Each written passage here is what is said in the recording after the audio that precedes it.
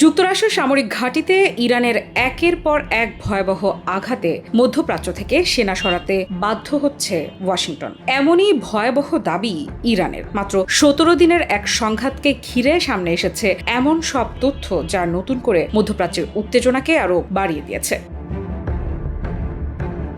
Islamic revolutionary guard crops বা আইআরজিসির সাবেক প্রধান মেজর জেনারেল মোহসেন রেজাই দাবি করেছেন, এই যুদ্ধ শুধু ইসরায়েলের বিরুদ্ধে নয়, বরং যুক্তরাষ্ট্রও ছিল ইরানের সরাসরি লক্ষ্য। তার ভাষ্য অনুযায়ী কুয়েত ও ইরাকের কুর্দিস্তানে থাকা মার্কিন সামরিক ঘাঁটিগুলোতে সফলভাবে আঘাত হেনেছে ইরানের সশস্ত্র বাহিনী। এমনকি এসব হামলার পর যুক্তরাষ্ট্রকে কিছু ঘাঁটি থেকে সেনা সরিয়ে নিতেও বাধ্য হতে হয়েছে বলেও দাবি করেন তিনি।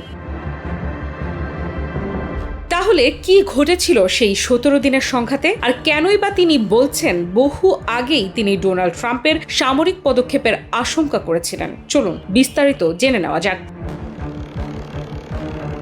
সম্প্রতি স্থানীয় একটি টেলিভিশন সাক্ষাৎকারে মোহসেন রেজাই বলেন, এই সংঘাতকে সাধারণ কোনো যুদ্ধ হিসেবে দেখলে ভুল হবে। তার মতে এটি ছিল এমন একটি সংঘাত যেখানে ইরান শুধু প্রতিরক্ষামূলক অবস্থান নেয়নি, বরং প্রতিপক্ষের বিরুদ্ধে পাল্টা শক্তি প্রদর্শন করেছে। তিনি দাবি করেন, বিশ্বের কাছে যুদ্ধটি হঠাৎ শুরু হয়েছে বলে মনে হলেও তেহরান অনেক আগেই এমন পরিস্থিতির জন্য প্রস্তুতি নিয়ে রেখেছিল। তাই সংঘাত শুরু হওয়ার পর খুব দ্রুত পাল্টা জবাব দিতে সক্ষম হয় ইরান।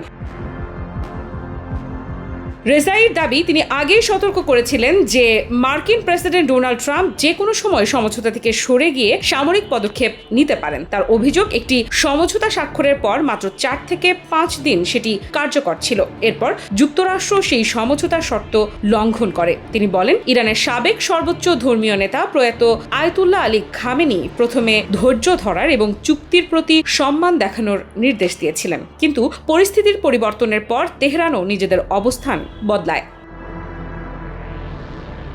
রেজাইয়ের ভাষ্য অনুযায়ী যুক্তরাষ্ট্র হরমুজ প্রণালীর দক্ষিণাঞ্চলে নতুন সামরিক ব্যবস্থা গড়ে তোলার চেষ্টা করেছিল। ইরান একাধিকবার সতর্ক বার্তা দিলেও সেগুলোকে গুরুত্ব দেওয়া হয়নি। এরপরই তার দাবি অনুযায়ী ইরান 2 থেকে 3টি জাহাজকে লক্ষ্য করে হামলা চালায়। তিনি বলেন, এই হামলার উদ্দেশ্য ছিল যুক্তরাষ্ট্রকে জানিয়ে দেওয়া যে ইরানের নিরাপত্তা ও সার্বভৌমত্বের প্রশ্নে কোনো আপোষ করা হবে না।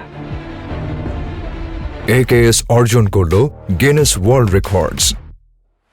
AKS সবচেয়ে আলোচিত দাবি আসে মার্কিন সামরিক ঘাঁটিকে ঘিরে। রেজাই বলেন, ইরাকের কুর্দিস্তানে এবং কুয়েতে থাকা যুক্তরাষ্ট্রের ঘাঁটিগুলোতে সফলভাবে পাল্টা হামলা চালিয়েছে ইরান। তার দাবি, এসব হামলার পর যুক্তরাষ্ট্রকে কিছু সেনা ও সামরিক সরঞ্জাম সরিয়ে নিতে হয়েছে। তবে এই দাবিরও স্বাধীন কোনো নিশ্চিত প্রমাণ এখনো পর্যন্ত প্রকাশ্যে আসেনি। মোহসেন রেজাই ইরান ইরাকের 8 বছরব্যাপী যুদ্ধের সময় আইআরজিসির সর্বাধিনায়ক ছিলেন। দীর্ঘ সামরিক অভিজ্ঞতার কারণে ইরানের নিরাপত্তা ও প্রতিরক্ষা বিষয়ে তার বক্তব্য দেশটির অভ্যন্তরে যথেষ্ট গুরুত্ব পায়। তবে আন্তর্জাতিক বিশ্লেষকদের মতে এ ধরনের বক্তব্য অনেক সময় সামরিক সক্ষমতার বার্তার পাশাপাশি কৌশলগত ও রাজনৈতিক উদ্দেশ্যও বহন করে। আফরিদা ইফরাত, নিউজ 24।